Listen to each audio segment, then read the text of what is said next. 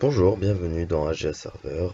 Comme vous pouvez le voir, j'enregistre en assez haute définition, donc ça rame un peu, vu que c'est moi qui gère tout le serveur et que ça pompe énormément sur mon ordinateur, vu qu'il est pas très puissant. Donc voilà. Donc là, vous pouvez voir une de nos dernières créations qu'on a fait. Voilà, donc un dôme de téléportation qui sera bientôt mis en place lors de l'ouverture du serveur dans quelques quelques jours, je dirais pas ça, plutôt dans quelques mois, quoi. On a encore énormément de boulot à faire.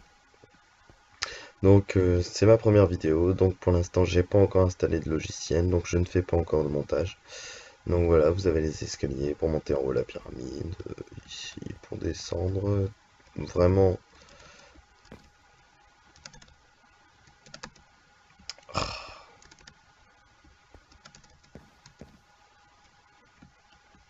donc voilà,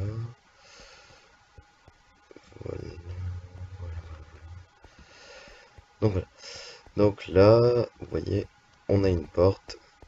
Bon, là, les panneaux, c'est normal, hein, ça n'a rien à voir. Donc, vous voyez, on a des plaques de pression, et là, elles fonctionnent pas.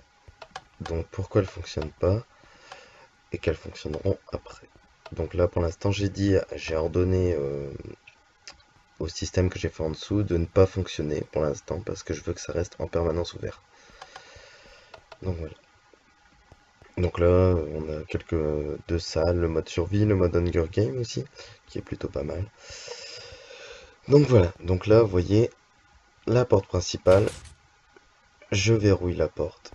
Donc là, vous allez voir, hop là, la porte est fermée. Et si je vais sur les plaques de pression, elles ne fonctionnent toujours pas. Donc pour les faire fonctionner, c'est très simple. Il suffit d'aller d'aller activer. Donc ça, on le déverrouille, ce qui va nous permettre de déverrouiller la porte. Et ça, on le verrouille. Voilà. Donc là, comme vous allez pouvoir voir, on va là, hop là. Et vous voyez, la porte est toujours fermée, malgré qu'on l'a déverrouillée comme tout à l'heure. Mais là, on a reverrouillé notre interrupteur. Donc quand on va aller sur la plaque de pression, qu'on va attendre un peu, voilà, la porte elle s'ouvre. On s'en va, la porte se referme. Donc ça marche aussi avec de l'autre côté, hein, il suffit juste de faire passer un fil en dessous, de le faire descendre, admettons là, puis de le faire repartir de l'autre côté. Euh, un fil, je veux dire un chemin de redstone. Donc voilà. Donc hop, là je vais vous montrer un peu. Donc vous voyez, hop là, donc là c'est simplement des pistons, voilà, avec un fil de redstone à côté. Donc je tourne actuellement sur la version 1.7.10. Donc j'espère, je sais pas si ça marchera pour toutes les versions. Donc voilà. Donc là, ici, on a nos plaques de pression qui sont là. Et voilà. Et là, ici, on a nos interrupteurs activés. Donc là, si, admettons, on se met dessus. Donc là, je vais faire comme si que j'étais sur la plaque de pression. Voilà. Hop là. Admettons, je marche sur la plaque de pression. Donc voilà, là, le circuit il s'ouvre, vous voyez, il est complètement éteint, donc les pistons sont abaissés.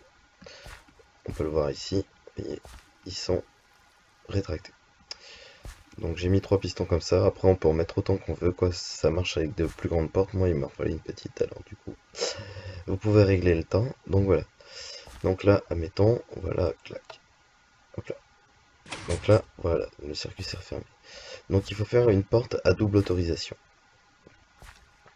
Vous voyez, ce chemin-là vient de cette redstone là.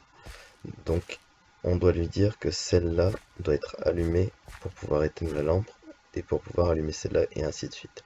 Donc ça marche avec des inversions. Vous voyez, donc là, tout à l'heure, l'interrupteur qu'on a activé, il est là. Donc il descend ici, hop, il va là, il monte là et déclenche la première autorisation qui va faire s'allumer le parcours et pareil pour ici. Donc là, ici, quand on va l'arriver, la lampe torche va se mettre à s'allumer. Ce qui empêchera de faire des failliers qui fera bugger la porte en fait. C'est un petit système qui permet d'empêcher de faire bugger la porte. J'ai galéré à le trouver, mais bon, en tout cas, ça marche très bien comme ça, donc voilà. Donc il faut savoir que vous devez respecter un d'écart à chaque fois, donc voilà. Là, ici, une fois ces deux interrupteurs éteints, vous allumez, celui-là va s'allumer. Il faut savoir que le deuxième, lui, est relié directement au bloc, et l'autre est relié à un petit chemin de redstone. Donc vous voyez comme ça. Quand il s'allume, il doit être comme ça. Vous voyez, celui-là là-bas reste toujours éteint. Quand lui va s'allumer, là, vous voyez, là, ici, le chemin est verrouillé. Donc là, mettons, je vais verrouiller. Voilà. Donc là, vous voyez, on n'a pas d'autorisation, toujours pas. Donc ça ne marche toujours pas. Pour ça, en fait, c'est simple. Il faudra permettre de déverrouiller le sas. Voilà. Qui permettra de tout reverrouiller. Donc, normalement, voilà. Vous voyez bien la version. Quand celui-là est allumé, c'est que la porte est ouverte et vice versa. Celle-là, en fait, si vous préférez, quand on l'active comme ça, on va laisser la porte uniquement ouverte. Ce petit système-là permet de laisser la porte entièrement ouverte quand on le désire. Même si celui-là fonctionne pas. Donc voilà. Donc là, même si celui-là il fonctionne, la porte, quoi qu'il arrive, elle restera ouverte. Parce que grâce à ce petit système, ça permet de laisser la porte ouverte. Donc là, vous voyez bien, puis bah voilà, c'était tout. Donc c'était une petite vidéo très simple, quoi, mais ma première. Donc j'espère avoir d'autres personnes qui commenceront à me suivre et puis qui verront mes vidéos.